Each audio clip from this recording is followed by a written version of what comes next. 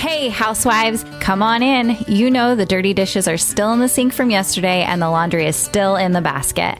Pop your AirPods in and make yourself at home here. I'm Tracy. I'm Tori.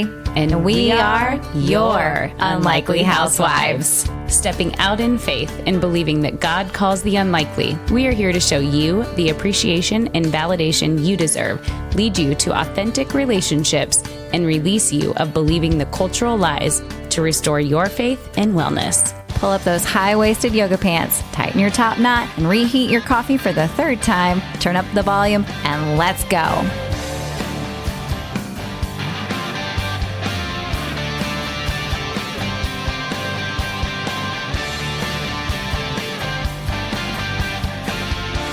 Hey, housewives, welcome back. Hey, housewives. We're excited for another week here with a couple guests with us. And I just love how God just orchestrated this, reaching out. I think it was Joe and Mel, your publicist. Yeah, publicist had reached out, said that our, values aligned. And then we had an incredible call with you, Mel. One of the coolest things about this podcasting community is that we're all in it for the same thing, just to encourage people that are on the other side that are listening. And I'm excited to have you guys on. So I'm going to let Tori introduce you.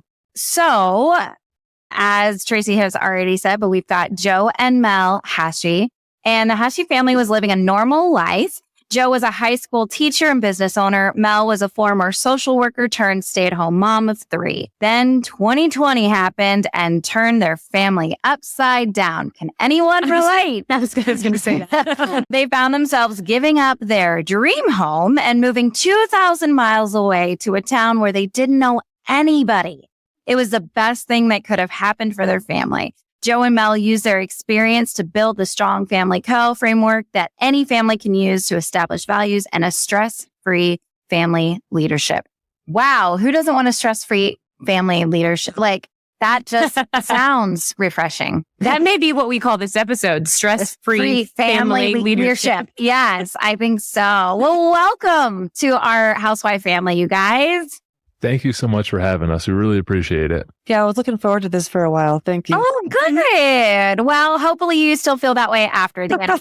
You're like, oh, thank God it's over. But like Tracy said, we got an email in our inbox and it was just hey, our podcast aligns with your podcast. And we were like, okay. And then we did some recon of our own. We searched out your website, your socials, and we're like, okay. And then we scheduled a call with you. And then after talking with Mel, we were like, oh my gosh, this is so good. You guys have a very similar story as 2020 changed everything for you. Tell us a little bit about how you go from a high school teacher in New York, right? Mm-hmm. And then moving 2,000 miles. Yeah. So we had kind of a standard normal life where I was a high school teacher. Mel was a social worker. We'd work our jobs. We'd come home. Kind of progressed up a little bit. We got this nice farmhouse we bought with 6 acres and a couple ponds for our kids to grow up and play in. We were growing a lot of our own food. It was like a very cool setup for us kind of in the country in upstate New York. And like I said in the bio, 2020 happened and it really challenged our values. And so at that point, I had left teaching. I had started a company called Synergy Athletics. It was a fitness company to help adults live longer. It is a fitness company that helps adults live longer and healthier lives. It was a passion project of mine because I lost my father young when I was getting out of college because he never took care of himself. He was closer to 400 pounds, pack-a-day smoker, very unhealthy. His father passed when he was in high school. My father passed when he was in college. And I was like, this is not a great way to have a family legacy. I have 3 brothers, so there's 4 of us. And then I now have 3 sons as well. And it's not a great legacy to have all these guys that die in their 50s in our family.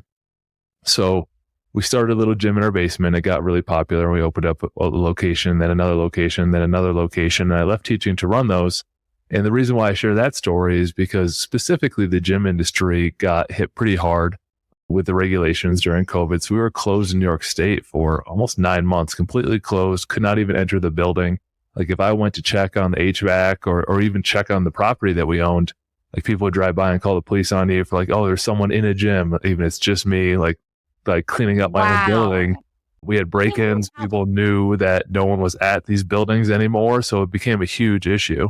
Also, if we had invested in, because we wanted to live a kind of a simple life, we invested in a couple of duplexes. We bought a duplex. We lived in half. We rented out the other half so that we could kind of move up to that farmhouse eventually. So we started our family there, and then we bought the one next to us because they had triplets and he was moving out. And then during 2020, they had the rent moratorium for, I believe, 2+ years in New York. So everyone stopped paying rent. So now we have like 5 mortgages because we have 4 duplexes plus a commercial property. And the law changed during that time so that no one paid rent, and I could not run my business, and the kids could not go to school.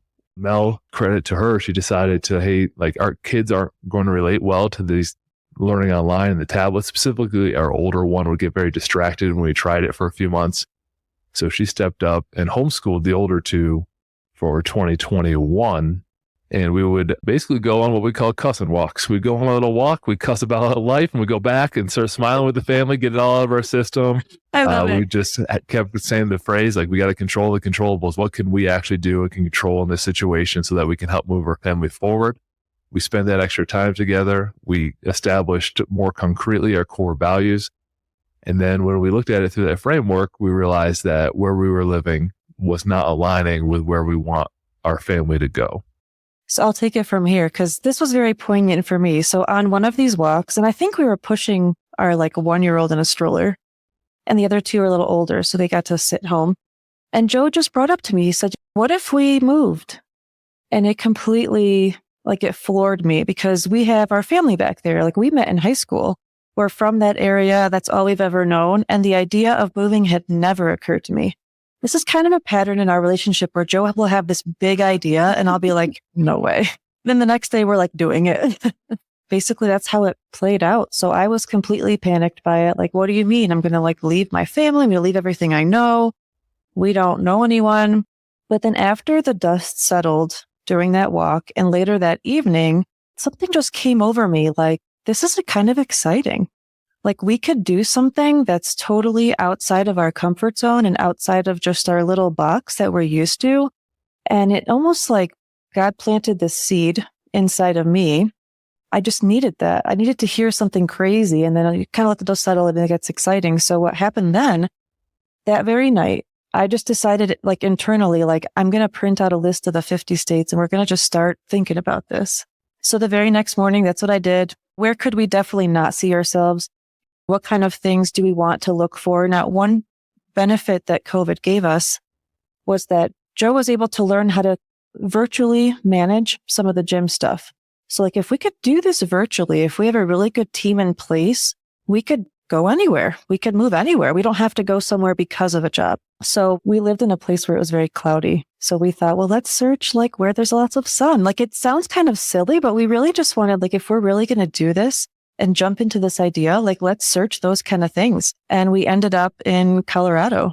But really, it was just him asking that question, all those terrible circumstances, our focus on what can we control and what are our values. And I don't want to make it sound like overnight we just made this decision, because once we decided, over time, during the next year, I had low moments when I'm like, well, what are we doing? This is crazy. How can I leave my parents? They're getting a little older and they're very involved with the kids. But we just realized that the opportunity cost was too great. Like, there was more benefit to moving for our family, the 5 of us. We can't make that decision based on what we're going to lose necessarily, if that makes sense. They're very important to us. And honestly, when they come visit, we almost have better time together because it's all like time of high value. We go do stuff together. They're here all the time. 2020 turned everything around for us, but we would never have been able to make that decision to move had we not had our family values set. Because once we looked at all of our values, for example, be adventurous, have gratitude, these different things, all of them pointed to moving, even though my emotional state was like, oh my gosh, I'm freaking out. But that's how we ended up here. And one more thing to say on that, and it goes back to the family values, like taking the time to actually establish them. There are a lot of valued families where they believe in a lot of good things, but you really should take the time to establish what are the core values, the core tenets of your family that you make decisions on. And one of ours is wanting to be together. And this was the reason why I wanted to move. And it wasn't necessarily sunshine. Well, that's nice. And things like that. It was the reality that in the area we were in, the majority of graduates move away. And what Mel was feeling, the pull to stay, we basically had to have a real honest conversation with, all right, well, are we going to ride it out and then have our kids graduate and then use that parental pressure to try to get them to stay in an area that might not have the economic opportunity that they need?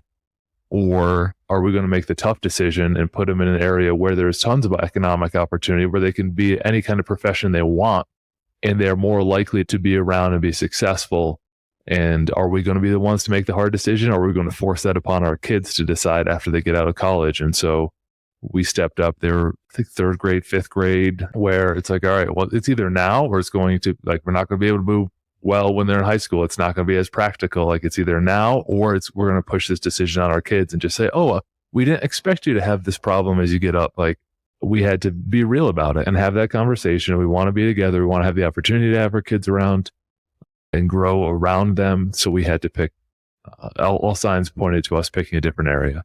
But really, this is kind of the interesting thing about our relationship. Like, I will tend to focus on certain areas. Joe will tend to focus on other things. I didn't necessarily think about the economic opportunity. I was more excited about other aspects, but that's where, like, we talked about the stress-free leadership. Like, this is part of it. Like, Joe's a great leader, and I oftentimes need time to come around to his ideas, but they're almost always really good for our family. And I know they're always focused on what's best for the family. So, okay, I want to go back to my first question being, were the core values that you created for your family developed out of 2020, or did you have them before? So our concrete core values came around in early 2020, but it was a little bit of a realization before, because I was teaching high school I was running the gym 6 till 7. School started 7:30 to 2:50, and then I was running the gyms 3 until 7 p.m. and doing both jobs for a couple of years.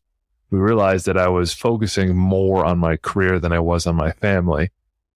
The blessing in disguise there is that I had to learn how to run a business because I hadn't done it before. And you go into these businesses, you see mission statements and core values and meetings and all these things to run a well-organized business. But a lot of people don't do it in the family. So we thought about what are the best aspects of running a company that we could actually apply and help run our family better. Because we're putting so much effort into this area. Why don't we just reuse it for this area as well? And so we had done core values for the company and do business consulting. So I helped teach companies how to create core values. And that was absolutely critical to do for our family. So it was a longer process.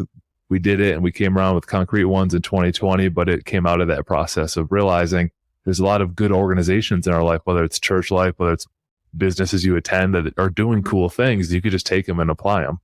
It's almost like serendipitous that we started working on our core values before COVID hit. Mm-hmm. Because sometimes, out of crisis does come opportunity, but I almost think we wouldn't have been able to make some of the decisions we needed to make had we not thought about those values before. I think it was almost the summer or the fall before everything happened that we started to set them up. That's awesome, because we talked about this originally too. Like, I've always said, oh, we need to do this. We need to have this conversation as a family. And we know, kind of like what you said earlier, Joe, like families know what they value. But it's like, really, what are the core values that you want to live on and impress upon your kids to continue? This foundation is absolutely something that I still desire, and my kids are 15, 13, 11, and 9. And I want to make sure that those values get brought in. I was going to say, one of the side benefits of the values that we didn't expect is we do practice them every week. The kids share how they embody them. But they really use the values and how they select friendships, which we didn't expect at the beginning because they're running it through the filter. Like, my core values, be adventurous. We have kids into mountain biking and rock climbing and things like that. So, well, these other kids are nice kids, but they go home and they're playing their video games all day. They're not interested in any of the things that I'm interested in, and I want to continue to be adventurous. So they select their friend groups based on what you choose as your unique family core values. That's incredible because, one, kids have such a hard time picking friends, right? And sometimes they're friends out of convenience. Mm-hmm. And so when they're able to make that choice of like, hey, again, part of learning about friendships is, not everybody has to be your best friend. You can be friends with somebody, but they don't have to be your everything. And so that's certainly part of it. But I want to go back too, because I find a lot of ministries and nonprofits don't do this kind of thing because they don't have a business mindset, because they don't have their core values set up to be successful in a way. Like, they're like, we want to help the homeless. Great. but they're so focused, but you have to run it as a business at the same time to be successful because you see so many nonprofits just floundering, but it's the really good ones. So of course it makes sense that a business mindset, framework, strategy would only help a family grow, build, and be strong and set a good foundation. We almost use a different phrase. Like we try to say we want to run our family as a high functioning organization. Because I think when you say the word business, people just think money. Yeah. And I don't think that's fair, but I think maybe that's part of the problem with some of those nonprofits where they don't want to have it sound like they're just there for money or something. But when it comes to our family, even when you mention the word meeting, it sounds like boring and nobody likes a meeting, but we've created it in this way, and we'll talk about that another time, but we created it in a way that the kids are excited. They're a piece of the puzzle. They get to contribute, and they're excited about it because they get to bring up things that it's on their minds, and they're part of the problem-solving team. So it's really, we're trying to set up this team in our home that we can depend on each other, talk to each other, rely on each other so that when they go out into the world, they've already been part of a high-functioning organization, which leadership is a huge piece of. So they learn a lot about that. Like Joe leads the meetings and we all contribute. So they understand what that's like to be part of a meeting, be part of a high functioning organization instead of like, we're not just 5 people living under the same roof. We're 5 people that are a part of this organization. And the core values are just the foundation for all of it. And to your point, I think it's Brene Brown that says clarity is kind, a very simple saying. And when people have business or ministries or charities, they have a vague idea that they want to do good, and they don't define it down to like, what is our clear function and what do we value to make that become true? I see it a lot in the business world where they want to accomplish this thing. I think it's Damon John says, first you have to make it, then you can matter. Like that's the reality of the situation. You have to make it, you have to make an impact, and then you can impact more. You can't just say, hey, I want to do good in the world. Okay, well, you need to make that come true, and then you can matter on a bigger level. So getting clear on exactly where you want to go and what you stand for is a critical part of that. I think there's almost this sense of safety in vagueness. Like you don't want to like marry yourself to a certain thing. But once you get through the process of creating values, that is freeing. Because now whenever your family has a decision to make, if there's a spat between the siblings, we can refer to the family values. One of ours is be accountable. So if the kids are fighting, okay, I want to hear what your piece of this is. What's your piece? That's being accountable. We use that language. So I think it's getting through that friction of like, well, I kind of like vagueness because what if I change my mind? But really, we all know that kids want structure and value provide. They might not say they want structure, but they thrive in structure. They do. And the values provide that for your family. I love some of the things, and I hope our listeners are feeling the same way about what you guys are talking about, is a lot of our families do some of this stuff. However, we need to take it to the next level. Like at dinner time, there's obviously 6 of us sitting around the table too. And we've had to, now that they're older, really go, okay, active listening. Like before you speak, stop and listen to what they're saying so that you can know how to respond first. That's perfect. And that's well said. I think there's a big piece of this that goes kind of underappreciated is that no one really teaches us how to run families on a tactical level. Like we get structure from biblical teachings and you learn from community, but this is really something you can create and make a legacy project. So you're teaching your kids how to grow and lead a family so that they just don't get thrown out there and be like, I don't know, I'm going to figure this out. Like if you teach them how to set core values, you teach them how to run a family meeting, and you set a high standard for family life, it is much more likely that they're going to be able to do that themselves and you have more successful children. I think that is part of our passion as parents to make sure that we do that. And this is like a gift to them on how you can run a family. I love that you brought that up because really when you meet someone and you get married, and this is what I always wanted, like, okay, I'm going to finish high school. I'm going to go to college. I'm going to get married. I'm going to have kids. I'm going to follow this typical path. But then I never thought about how are we going to run our family? We just kind of assumed it would happen on its own. And I guess you assume, well, did I have a good upbringing? Do people even really think about that? Or you're just kind of lucky that you had good parents. So there's just not a lot of intentional information given. I guess you just kind of depend on what you were given. And we don't like that idea. We want to be very intentional. We mentioned the walks earlier. That's when we oftentimes talk about parenting strategies and things going on. I usually overthink, but I want to put a lot of thought into how I'm raising my kids. I need to have a conversation with this one about his schoolwork. How am I going to do that to make sure that I'm giving him what he needs, that I'm basing it on our values? And a lot of these things need to be thought out and discussed and based on values and not just like spur of the moment. I think things tend to unwind very quickly when you just react. The other thing the values do is create that situation where you don't have to react. You can base it on that. To hammer that point home, your kids are going to have values. It's going to be whether you teach them the values or you're going to leave it up to chance. And maybe they absorb some good ones from a teacher or a coach or external source. Maybe they absorb some bad ones from different inputs that you not necessarily want in your family. And so they're going to have values. Like, are you going to be the one that teaches, or are you just going to leave it up to chance? I love that. And I think having core values will help have the conversations with middle schoolers, because instead of coming at them with what isn't acceptable or this isn't a good person to align with or whatever, because I know, trust me, I've had these conversations with mine, being able to go to them and say, hey, this is a value we have as a family. Does that connect? And let them decide what power you're giving your kids. I cannot wait to do this. That's extremely well said. Very well said. And the way you even worded it, so intelligent, because you're not telling them what to do. You're more asking them, is this right for you? For them to be able to answer that question, you've already established the value. So the answer is pretty predetermined. And it creates friction for them. And it also makes them critical thinkers. Yeah. And even sometimes, so I sit down with my boys at night, the older two, and we look at a Bible verse. There's this app I use. It does a little video explaining the Bible verse. What's the app? So it's called YouVersion.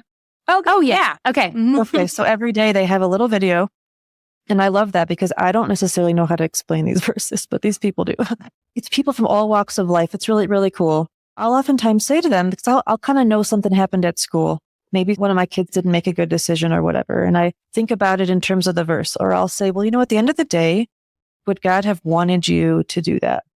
And then like in their mind, they're like, oh man, like they know that they were wrong, but they kind of still hold on to it. And I'm not going to hammer it home and make them feel terrible. I want to teach them how to think through it so that next time they can make a better decision. Just like you said with the friends. Okay, you've got this kid. We had this with one of our kids where it's a friend that he can hang out with at school, but is this going to be someone that we're going to invite over? Or is it going to be someone that I'm going to let you go do a sleepover at his house? And he actually came, and I didn't say yes or no, but I discussed it with him. And I think a few weeks later, he came to me and he was like, yeah, that's probably not someone I'd want to spend the night at their house. We're guiding them to the decision that we hope they make. Yeah. But truly, they need to be able to do that because I'm always saying this on our podcast. Our kids are kids right now, but they will be adults eventually.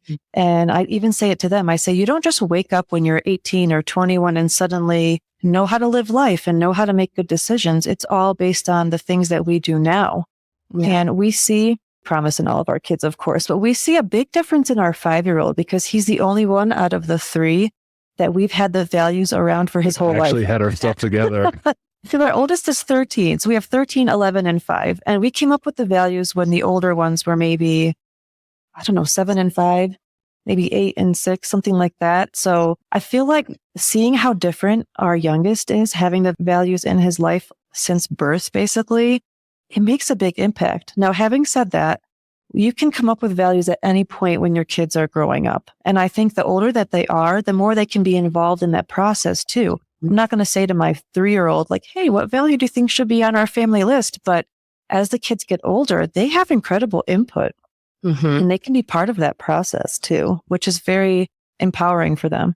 Yeah. Well, a couple things. First of all, I'm just so motivated by you guys. So thank you. Secondly, can you guys go back to how you did this as a family, right? Like I know you said you can ask them and you can involve them, but what does that look like? Because I think that's the overwhelming piece for most families and parents is like, I'd love to sit down with my kids and do this, but I got to have a plan going in because it could get crazy.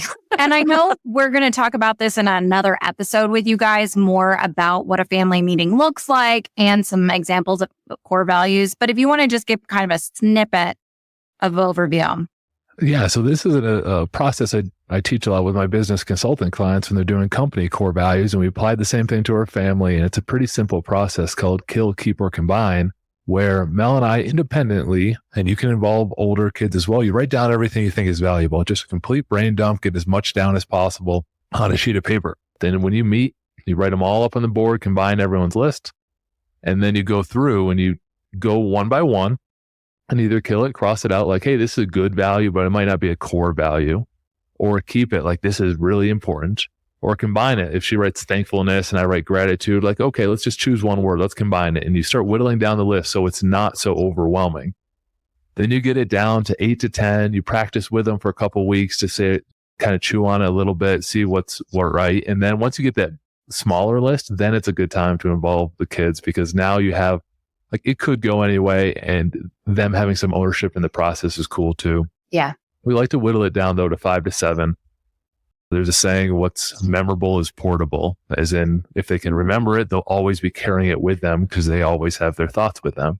And so if you have a huge list, it gets too overwhelming. So get it down to as small as possible on your list. And that's exactly how we do it. There's another small technique that might help people out called bracketed decision making.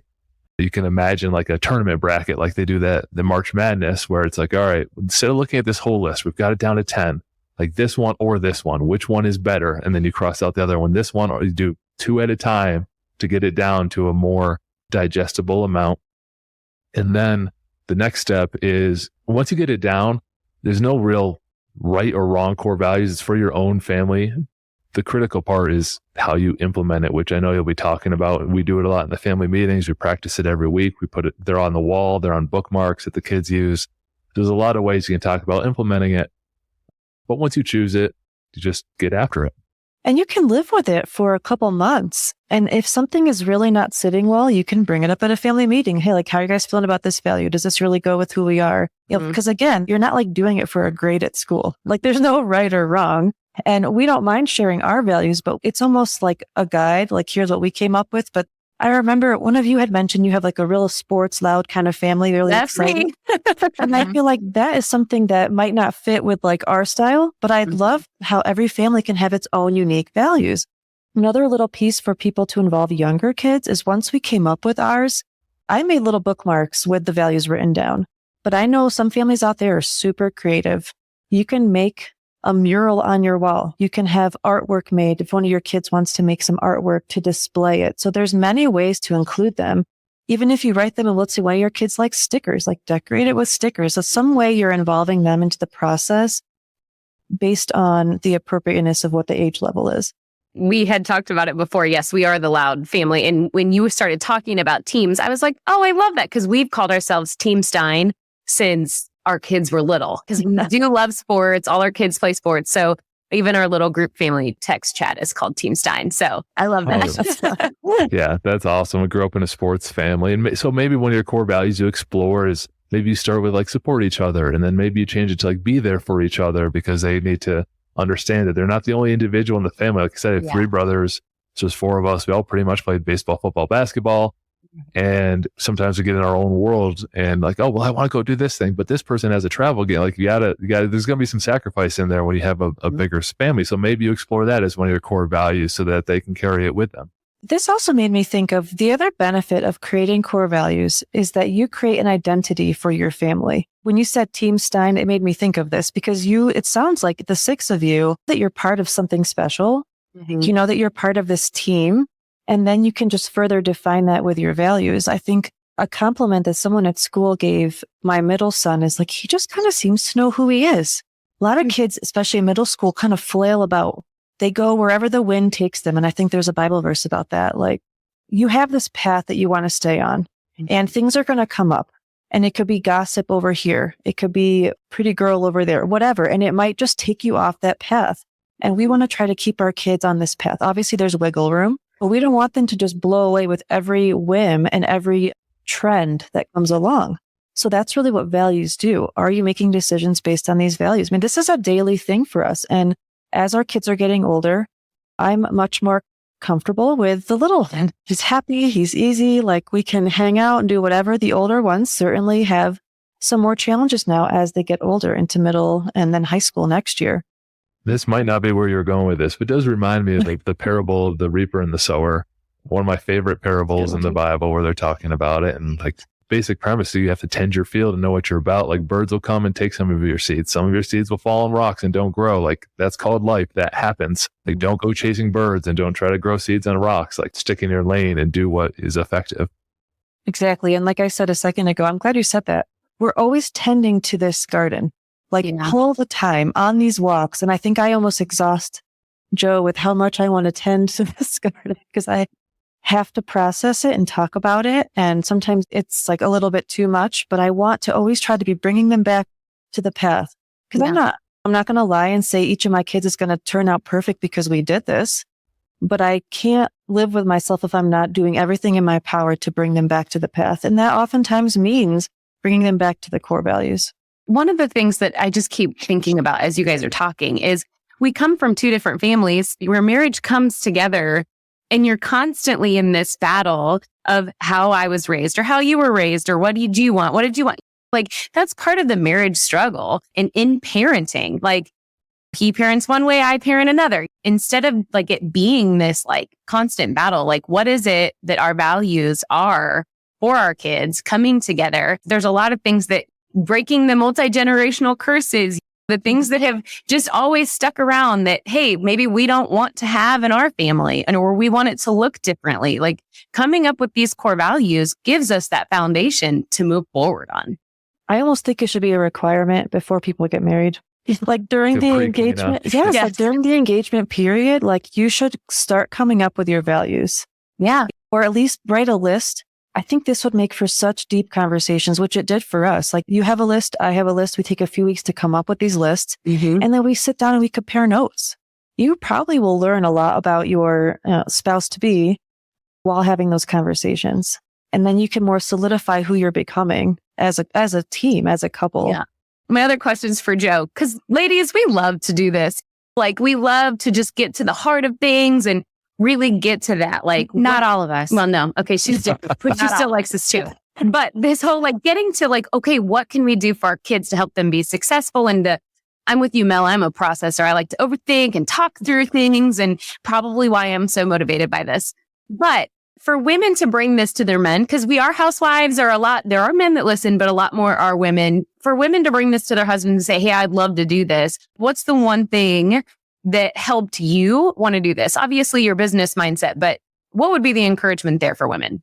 Two different paths in there. It's a great question because I was asked this by someone at our company whose husband was a little less receptive. He wasn't like against it. Was just like, all right, well, maybe it's just another thing to do.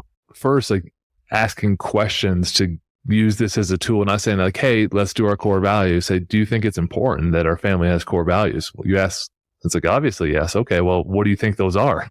And you just ask inquisitive questions. You're like, you know what, maybe we should start writing this down and come up with our core values.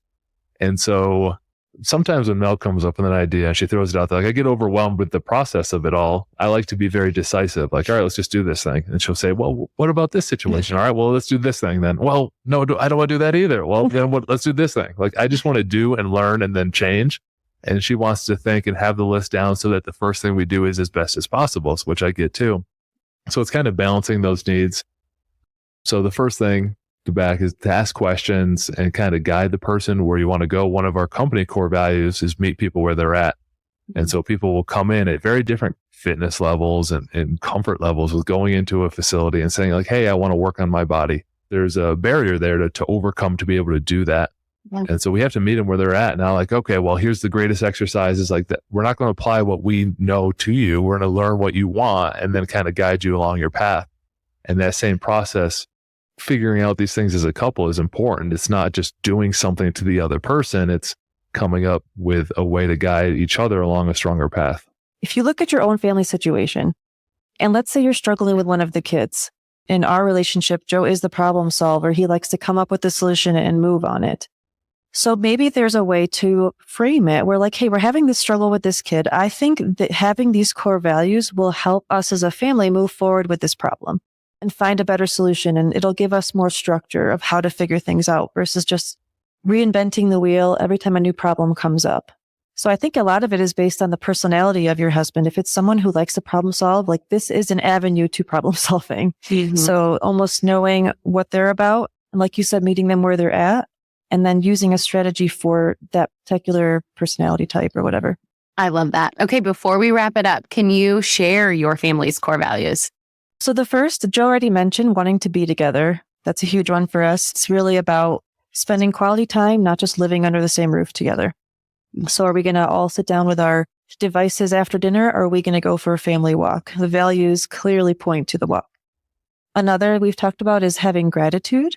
So that's huge for us. We share that at dinner every night. Our 5-year-old, actually, his task is to go around the table and decide who gets to share their gratitude in what order. And sometimes he even chases our 13-year-old around the house to tag him for his turn. It's a gratitude tag. Another is, I mentioned earlier, be accountable. So we all need to be responsible for our choices and not blame other people. Another is personal development. So we always want to be forever learners. Like once you graduate high school, you haven't finished your learning. We always can learn something new.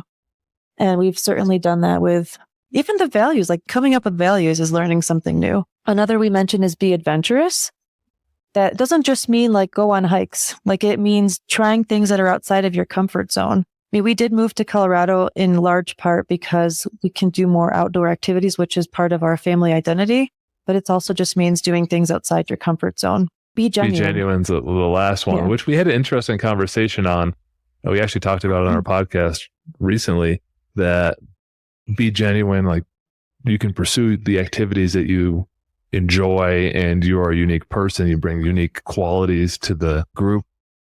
However, we balance it out with professional development because you can't genuinely be a couch potato that wants to do nothing. Because we had an interesting conversation to make sure that they understand the unique value and person that they are.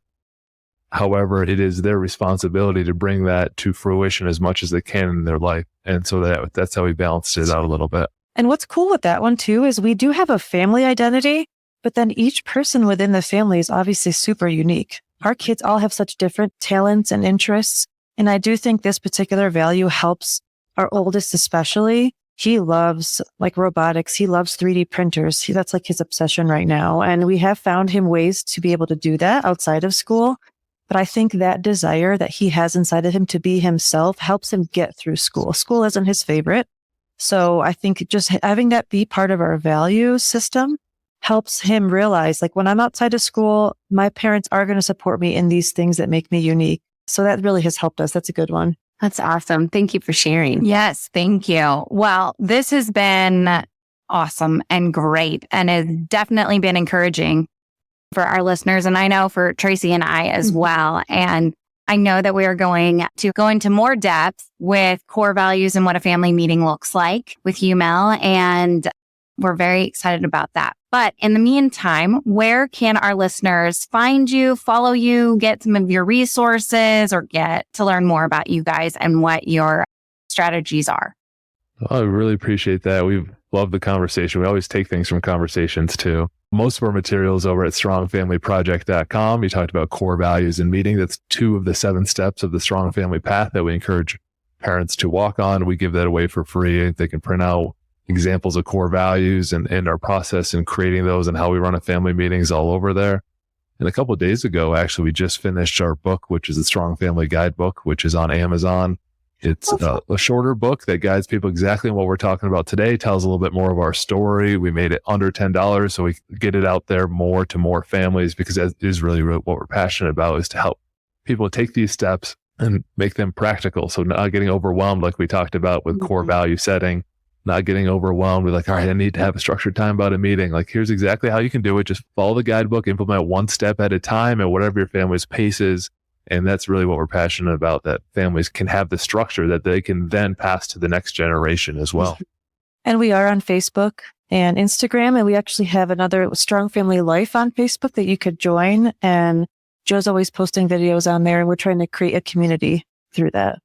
Awesome. Well, thank you guys so much for your time today. It's been very encouraging and motivating, and we so appreciate it. And we know that our listeners have absolutely learned a lot from this. Right around the new year is a great time to start planning your 2024 family values and things like that. Yes, perfect timing. Well, this is homework for Team Stein. Let me tell you. So I do want to get updates. Exactly. Well, until next time, housewives. See you next week. Bye. Whether we made you laugh or cry today, we pray you feel appreciated, bolder and braver than yesterday, stronger and more faithful for tomorrow, and living in who you were made to be today. Join our online community on Facebook, link in the show notes. And be sure to review and subscribe on Apple Podcasts or wherever you enjoy listening. Until next time, housewives, we give you permission to walk confidently, free, and to be intentional in your slippers or stilettos.